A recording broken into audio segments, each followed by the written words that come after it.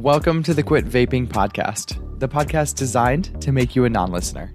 In this show, I'm not going to scare you away from a life of vaping. What I am going to do is show you just how good your life can be without it. Thank you so much for listening and enjoy the show. Hello and welcome to episode 55 of the Quit Vaping podcast. All right, you guys, so I just want to give you a quick update on my life. If you've followed this podcast for a while, you'll know that I only made 52 episodes and it was going to be a year-long podcast and I was going to stop at that.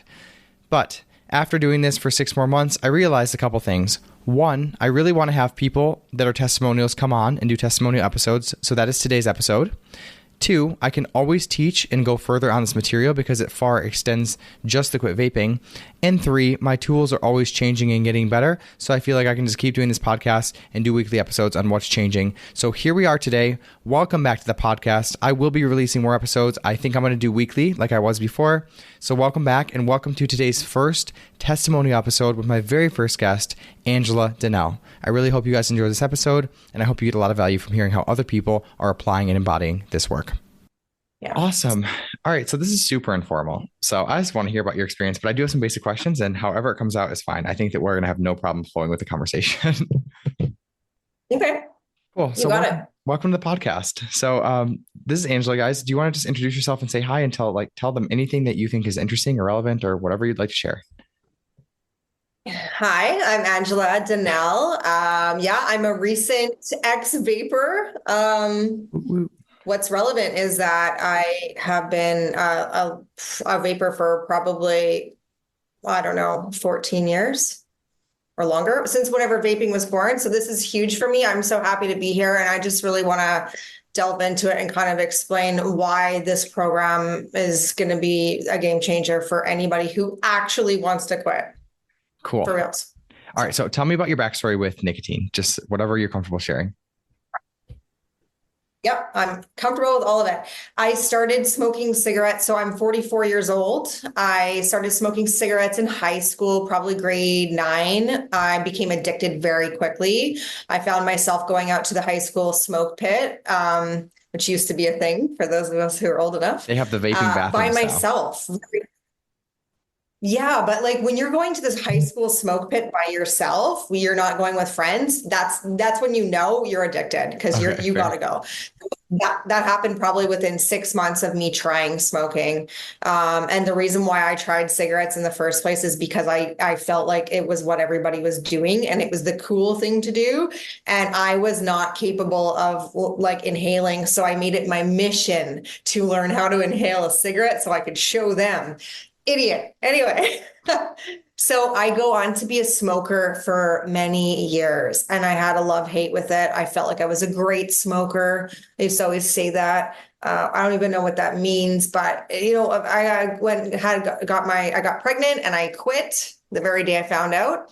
But within 2 years after my baby was born, I ended up going through a divorce and I picked up smoking right away. It was like my body needed it. It was weird. Yeah. I just drove to the store and bought cigarettes. Why do you think that it is looking back now? I think in my subconscious, it was that old friend, like, oh, you need an old friend right now. You are going to go through something traumatic. And there was some sort of a connection there. And it was very subconscious because it's weird.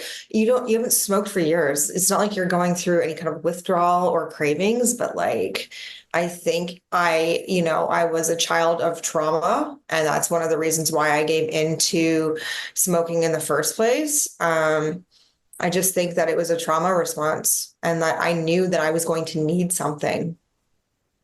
So that's what I did. Anyway, I eventually smoked for a while after that. And then I ended up quitting. I was 15 days cigarette free. And I went over now I'm about 30 years old. I went over to my girlfriend's house for tea. And this is when e-cigs when they were called e-cigs first came on the market. There was no stores or anything like that. And she had one and we were drinking tea. And I said, what is that? And she said, oh, it's guilt-free smoking, actually is what she said. Oh, guilt-free smoking. That's a great line, actually. She said it repeatedly. She was a really good pusher and she works in sales. she kept saying, it's guilt-free smoking, try it, try it. And I was like, oh no, I don't think I should. Like I'm really like new. I'm 15 days. I don't want to mess with that. She goes, no, it's totally safe. It's all the things. So, and back then we had no knowledge, right? So I ended up trying it and I went home and I asked her actually, where did you get that? And she said, I bought it from a man on Craigslist. I didn't Interesting. know. Yeah. And I didn't know like where I could find the ad or anything, but I went home that night and I got on my computer and I got on Craigslist as fast as I could. And I was like, e-cigarettes. And I ended up finding the guy. He lived 45 minutes away from my house. He was an old man. And I took my new husband with me because I felt like I was going on a drug deal. Literally, I bought it out of his trunk of his car in a McDonald's parking lot and the whole setup. So So interesting. I would go meet him every couple of weeks to re-up. Was this with the refillable cartridges and you'd like do the ohms and the cottons and everything? So it was Yep. it was a big box mod. Yeah. That's interesting. Yep. Yeah. And then so I was one of like when the stores opened, I was like, oh, good. I don't have to do that anymore. I was driving so far to go meet the guy too and like getting it out of his trunk. And it was a whole thing. And so when the stores opened up, they were kind of shoddy. They didn't have all the stuff they have now. There Yeah. wasn't really a lot of knowledge from the staff. And, like there was a lot of malfunctions with e-cigs back then. So it was just a stressful thing. And then it just became to where it is today, where there's a store like every block, it seems, in some cities. Yeah. We have one at every So block. yeah. So I carried on with it, to be honest. I carried on with it because because I could. I liked it. It was my thing. That's So what I said. It's my thing. I have a question for you. Was it easy to quit smoking cigarettes when you were pregnant? It was weird. I knew that I had to, so I quit that very moment. I had my last cigarette and that was it. Okay. I had kept saying, well, I won't drink, which I didn't. And I won't drink. I won't smoke. With this baby, I wouldn't drink green tea. I didn't have coffee. I didn't eat fish. I wanted to do like everything really like by the book. So yeah, I think I just knew that I wasn't going to be doing it. And yeah. It's strange because like I hear a lot of people now who are pregnant who are vaping. Like it's very common actually. So I don't know. I was curious. I think it was easier. I mean, I quit cigarettes. I smoked for 2 years right before I went to vaping, and I was always on and off with cigarettes. It was easy to quit that. Like cigarettes have so much. They consume so much of your time and energy, and they're so obvious that it's like the negatives outweigh the positives. I think a lot of the time on cigarettes. So I find quitting vaping a lot harder for a lot of people. It's just so much easier. And like you said, it's been kind of brainwashed into us. It's guilt free, right? There's no negative stereotypes. So what are the negatives that you noticed when you were vaping that made you really want to quit? Like what were all the symptoms, right? What's all the pain points, whatever you want to call them, that was coming up for you? Okay. And at first I want to say that quitting vaping was way harder than quitting smoking Yeah. mentally. Because yeah, there's not as many perceived negatives. The Hmm. biggest thing for me was I had really a spiritual awakening a couple of years ago, and I've been changing my life in a lot of ways. Okay. So it was about alignment for me. Now I'm spending almost $400 a month on vaping, which everybody thinks is crazy, but that's actually just what it was. Somebody who's been smoking and vaping for all of time, it feels like you just get to that place where you always have it and you're doing it. And that's just what it cost. I was buying disposables and I was going through them like, really fast. So How fast would you go through one, do you think? How do one, because in Michigan, we have ones called breezes and they last about heavy vaping 2 to 3 days, realistically. Okay, so what it is you put these little pods in. Okay. So I would go through 1.5 pods a day, come to find out later that each pod was equivalent to a pack of cigarettes. I actually think I learned that in your program. And Yeah. I think I learned that in your program and I was like, no way. And I went and researched it and I thought, Yeah. So Juul did that. I mean, when they first started making like the old box mods, right? You were kind of mixing your old fluids, so they weren't that strong usually. But what Juul did when they came around was they mixed nicotine salts, and pretty much it's just like it neutralizes the nicotine, an acid and a base, and it neutralizes. It's a chemistry trick.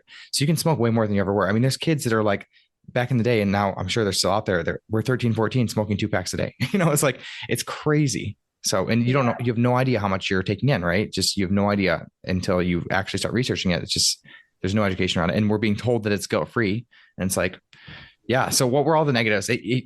So yeah, so the money was huge for me because I was like, you know what, I'm making all these changes in my life, and I feel when it comes to money, I feel like energetically, you want to be producing more money into your life, then you don't want to be outputting money in ways that you don't really think are good for you. That's huge for me. So I was like, what am I even doing? I'm spending ridiculous amounts of money. My husband hates that I spend this money. The other huge thing was like trips. So I'm buying pods. So it's the packaging is like this little box for two. Now I'm going through 1.5 of those a day. So I'm going through so much packaging. So if I'm going to go on a plane or somewhere where I'm going to go somewhere else, I need to know that I have my stuff. So I go to the store and I'm in like a 7-Eleven situation, spending, hundreds of dollars buying a million boxes. I actually was in line before. It was so embarrassing because I would, at my age, I'm embarrassed to stand in a store like that. So I'm standing there and I'm like, oh my God, it's like after school, all these people are coming in and I'm in the lineup and I'm about to like drop my credit card and buy a whole bunch of stuff. Yeah.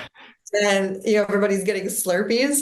And I heard this kid behind me and he goes, what are those? And everybody looks because I have this huge pile. And I was like, someone goes, it's for smoking. Oh, no. It's not. It's for vaping. And I just ran out of the store. It got to the point that I had so much shame around going to the store that I started buying from the company direct online. I went to the company website for the brand that I used, got a membership for a discount, and started having a monthly shipment delivered right to my house, put it in a shoebox in my closet, and was like, that's all you're getting for the month. But of course, that would run out. Like after 3 weeks, I'd be ordering more and more and more. Okay. Was there a lot of shame around it the whole time when you were smoking and vaping? No. Okay. When did the shames come up for you? In the last 2 years. Yeah. Okay. What do you think shifted? Me. I shifted. I started, really changing in my life, really evaluating like my habits. I'm sober now, so I quit drinking. I took a look at like, where I want to go in my life, what I want to do with my life. And some of the habits that I was carrying on that needed to go. And that was just the vaping was the very last thing. Again, it was my little buddy to the bitter end. Like, all this other shit to get rid of it. And then I've still got my little buddy that, we can go to the bathroom together. We can go everywhere together. Nobody has to know. It's just me and him. I guess it was a him, and then eventually I had to cut it off. Okay, well, how do you feel not having that? Because that's like a legitimate fear for a lot of people. And it was my thought 4 or 5 years ago. I'm like, I genuinely cannot envision my life and going to work at the job I have and dealing with all the stress and anxiety that I have without vaping, right? I just couldn't imagine it. So like, how are you dealing with it now? What's different? I don't have to deal with it now. It's just gone. So that's the biggest thing. Like, it's not something, I'm going to be honest, the first 2 weeks were a little rough, a lot rough, but I kept telling myself, I used the tactics that I learned in the program. And I just said, right now, your only job is to succeed at quitting vaping. You don't need to worry about anything else. You're just going to take this on full steam ahead. You're going to get this accomplished, and then we're going to move on with our life. Yeah. That's managing your thoughts, right? So many people that go into vaping, they have no idea that they can even control their thoughts, right? So then they're in this battle a day in where they're like having all these thoughts, they're believing all of them, and then they're fighting against their own thoughts and their cravings. And it's like, that's totally willpower 101.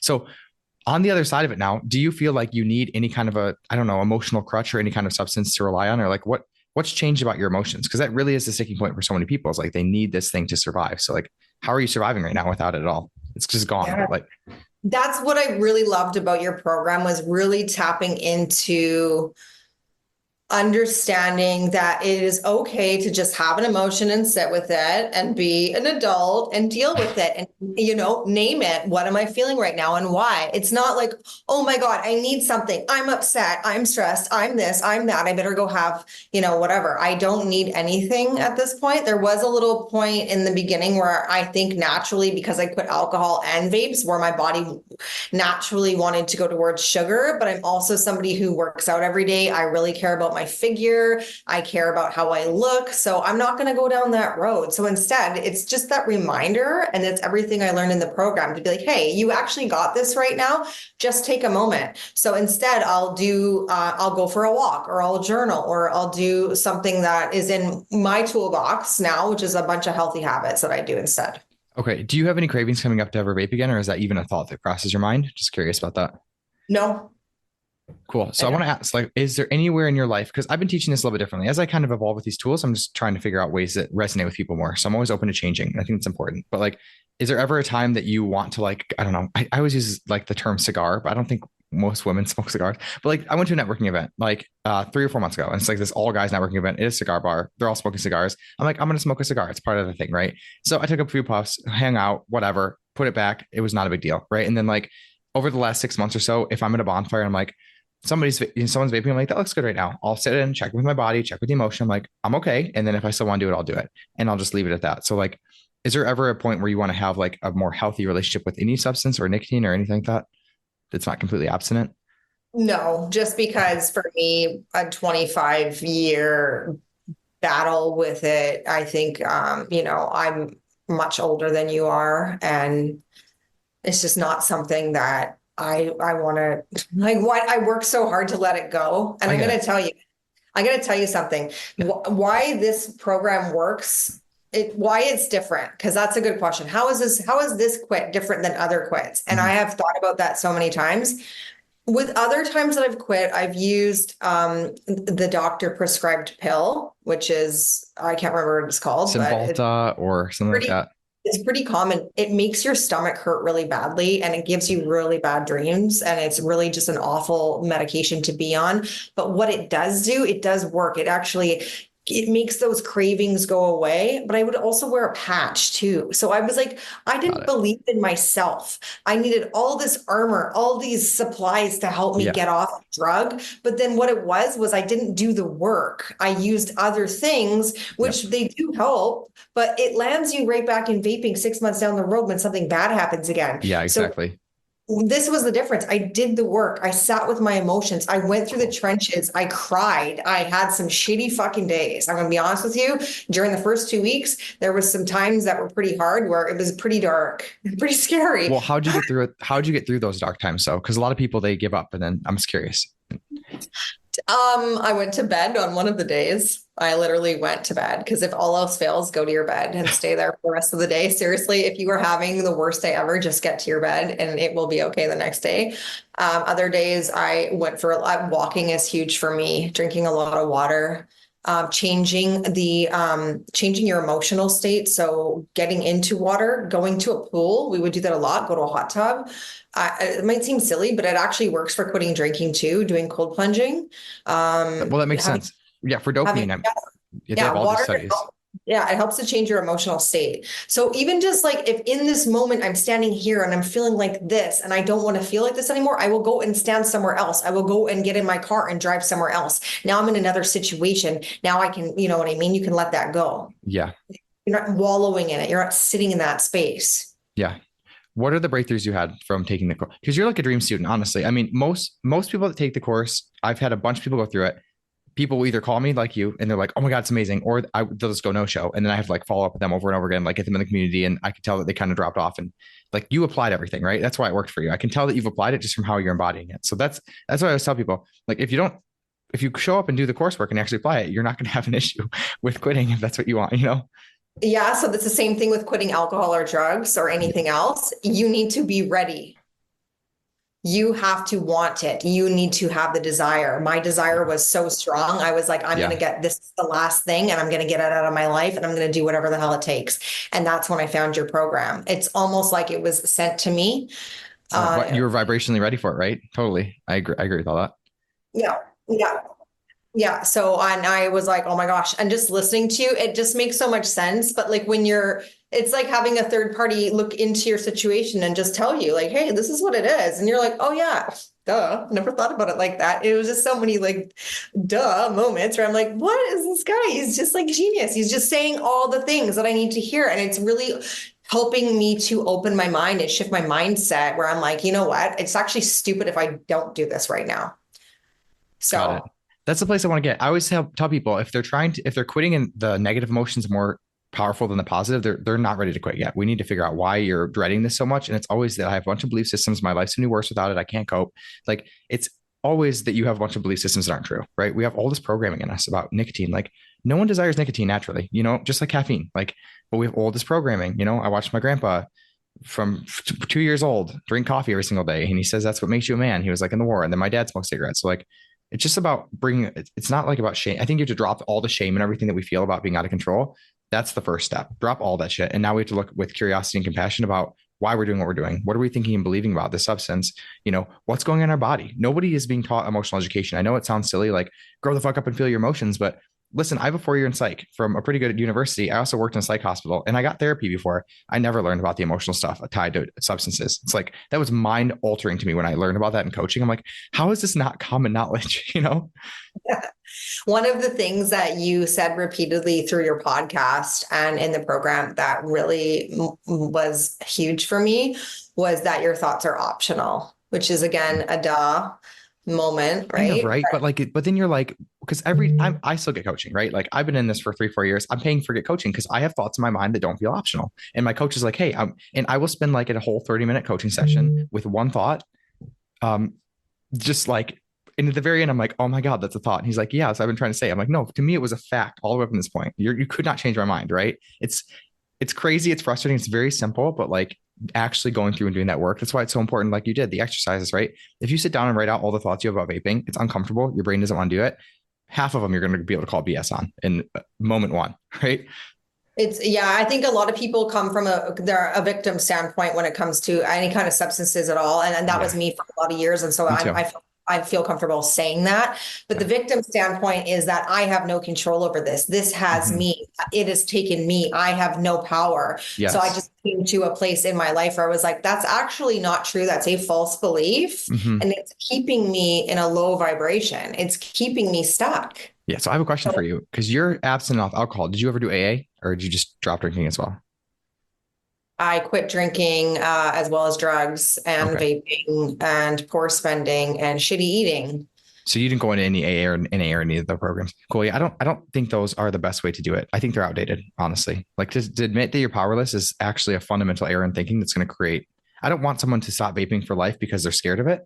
I want someone to stop vaping for life because they genuinely believe there's no place for it in their life, right? So I was just curious about that. I think it's outdated and people don't like when I speak up against it, but it's like, we're not powerless to substances, I know. For me, it's not for me. But there are so many different ways that I think it depends. Substance use in general is a spectrum, and I think it depends where you fall in the spectrum and what you feel personally called to with your recovery. So for me, no, I did it on my own. Blood, sweat, and tears. It took me 2 years. And now I'm going to turn around and I'm actually developing a program to help other people that kind of fall into this, the spectrum where I did. Yeah. So I have 2 more questions and then I do want to talk about what you're doing. So how has this affected other areas of your life, the emotional and thought work tools? Well, it's amazing because the topic of the dopamine was a huge lesson for me and a big aha moment in the program. And like basically that we are affecting our own dopamine systems. So the more that we're putting stuff into it, all the different things that create dopamine hits, then we're actually responsible for why we feel the way we do. Yeah. So then I related it back to like, oh, that makes so much sense with my drinking. It makes sense with my drug use. It makes sense with my vaping and my smoking. It makes sense with my spending habits in the past. When I was having a shitty day, I would run to the mall and buy something as quickly as I could. I didn't know what I was doing. Right. Isn't it weird? Isn't it weird that you don't realize that? And then you look back, you're like, it's so obvious. It's so obvious, but it's like, it isn't, right? Yeah. So basically what I learned was I was a massive dopamine junkie. So I've just been ticking off one thing at a time and working through it. So that's probably the biggest thing. Remind me of how that question was. How has it affected other areas of your life? I think that's a good answer. Yeah, that is how, because I realize when something is a dopamine hit, like, do I really go need that iced coffee right now? Or because now it's caffeine, right? Do I need the iced coffee or should I just get my water bottle? So I'm being more really conscious about the decisions I make in all areas of my life because of it. Awesome. That's great. And again, like nobody ever has to stop using substances. I just think you want to check the reason you're using it. If there's any kind of compulsion behind it, it's most likely that you're avoiding something. You're trying to get out of something. That's why it's compelling. Yeah, I have substance use disorder. So for me, it is the most sensible to avoid substances because it doesn't matter what the substance is. I will get to a point where I'm going to use the hell out of it. Okay. I have a question though. You can challenge me on this, but do you think that's a limiting belief? That I have a substance use disorder? No, that any substance you get to, you'll get to that place. It's up for you. I'm not trying to insult you either. I will totally. Based on what's happened in the past, I mean, yeah, I don't think that like I would, I don't think I would be successful in trickling around with vaping on the weekends because I liked it too much. Okay. Right. So same with like drinking or drugs or anything else that I have done in my past. I tend to give into it's what do you call those? It's low hanging fruit. It's like you feel like shit right now, so just make yourself better, feel better. And what is the phrase I'm looking for? Because I think I've heard you say it before. Slippery slope. I don't It's know.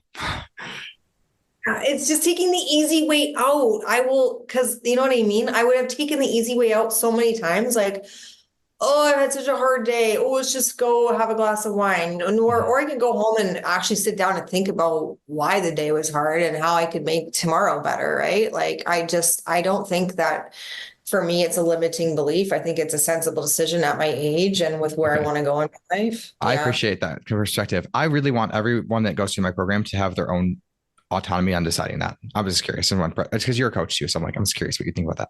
But Yeah. yeah, I don't even want people that go through the course to decide if they're going to quit for good. By my means, I want them to decide after they learn. But like after you learn this work, it kind of just makes sense to, if not quit completely, at least greatly reduce the amount you're doing any substance, right? Like you don't, when you're feeling your emotions and you're there for yourself and fully present and managing your thoughts, there's nothing to escape. It's like, Oh, exactly. Yeah. so do you want to add anything else Yeah. with the vaping? And then I want to ask you about what you're doing moving forward because I'm very interested in that. Anything else with the vaping? Yeah, I would just challenge anybody who is struggling with if this program, if they're not finding it be successful, to really take a deeper dive looking into themselves and make that decision on it, what the importance level is for them, how much they actually want this, because this is probably like I said, 25 years of being a nicotine addict. This is by far the best thing I've ever seen in order to make it make sense for people as to why they're struggling. So there's no reason why this program shouldn't work for absolutely anybody who takes it seriously. Thank you very much. I'm doing this free training now and I have like an offer at the end, just like a free training you do that. And I have a community and everything. I know I invited you to the school. Have you joined it yet? I don't think you have because you got the private link, right? I haven't, but if you'd like me to, I will. Yeah, Yep. why not? All right. So I want to ask you about what you're doing moving forward now. I think it's super cool. So feel free to give backstory about anything you want, like plug anything. It's all good. And I'll put links if you want in the description so people can find you. Yeah, so I have, like I said, I was struggling with alcohol and with drugs, with cocaine specifically, which totally makes sense, the whole dopamine thing, Yeah. for probably 10 years. I was not like what I would call an addict. I was somebody who would use it on the weekends for something fun to do. I know that sounds crazy now looking back, but like it wasn't something where I needed to do it all day, every day. Functional addict, I guess is what you could call it. A couple of years ago, I just really started having a spiritual awakening, if you will, and started to really reevaluate what's happening in my life. A lot of shame was starting to grow from the things that I was doing. Because nobody really knew, and it was creating a lot of upsetness in my life. I'm a child of quite a bit of trauma. So I just hadn't dealt with anything in my life. Anyways, long story short, I ended up working towards getting sober. And that's not something that I felt comfortable going to AA or NA or anything. I just didn't feel like I fit in there. I couldn't find anything when I did look that felt was suitable. So I kind of just did it myself. I did it through an introspective journaling every single day, meditation, lots of tools. I found, like I said earlier, like going to the cold plunge. I did that almost daily. Wow. I did a whole bunch of things. Yeah. So what I ended up doing was deciding during this time that I was going to change my life. I was working in real estate. And I was like, I just felt called to do something different. So I ended up taking the Jay Shetty life coach certification course, and Sweet. I'm now certified. Woo woo. Yeah, it was a great experience. I absolutely loved it. everybody thought I was crazy leaving like my career. And I just thought, no. My brother actually is also, I live in Vancouver and, we have a pretty bad drug problem. And he's a fentanyl addict. He's been living on the streets for 10 years, which is another really hard thing for me. So drugs has kind of always been prevalent and in my life. And so I just feel so called to this movement. So I have been working on the sidelines of getting my certification on building a program, a modularized program that people can do on their own alongside joining really like-minded community to kind of walk people through the first 12 months of sobriety. And it's all about building emotional intelligence, self-love, building new goals for your life, and just really identifying why you ended up where you were and working on where we want to go. So that's kind of what it's all about. And my program focuses on all avenues of your life. It's not just based on being sober. So we talk about things like your financial situation, your family situation, your relationships, how to improve those, and all the ways that alcohol or drugs affected your life, and kind of working on making it better. So that's what I'm working on. My company is going to be launching in fall. It's called the Cheat Code Academy. So the website is not quite launched yet, but it's the cheatcode.academy. And there's going to be a women's program, a men's program, and a youth program, but we're only launching the women's program first. The men's program will be launched by early 2025. Okay. Can you tell more information about the program? Like if someone's interested, how do they would just go to that website, but like, what's it actually look like? Do you know? Yeah. So yeah, I kind of touched on that. It is a modularized self-study program. It's meant for you to log in daily and do it. And then we're also going to be having a whole monthly calendar of Zoom calls based around the needs of the community. So I'm thinking 2 to 3 times a week. I also offer one-on-one coaching for sobriety as well. Cool. Yeah. And if anybody wants information right now, they can just reach out. It's info at thecheatcode.academy. Awesome. And I'll put that in the chat too. Yeah. Can I share your Instagram too on the podcast? Yep. Cool. That's awesome. I'm so into that. Feel free to use anything you learned in the course too. Throw it in there. If you have any questions for me, Andrew Huberman is where I got a lot of the dopamine stuff. He's great. His podcast is free online on YouTube. It's so good. I think he's like the contemporary guy next to Anna Limke, who's talking about addiction, but they're really good together. Okay. Do you want to add anything else to close out? This has been so nice.